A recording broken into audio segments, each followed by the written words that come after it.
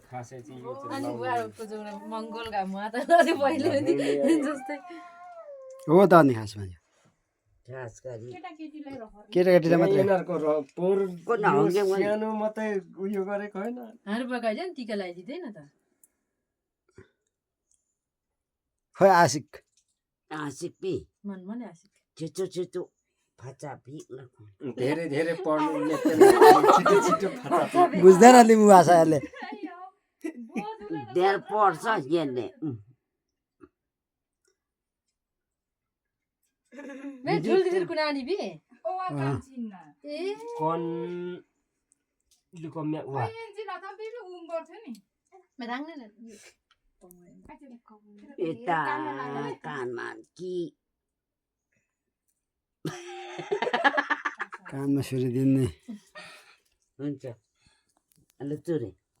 एकछिन बस्नु नि अब उता यतै बस बस त्यतिकै बस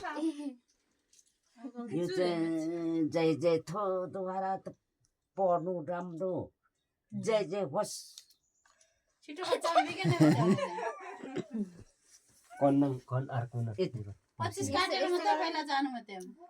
यता गन्ना फाचा पि भाचाका पे का दान्दीका हल्लो सका मेन यता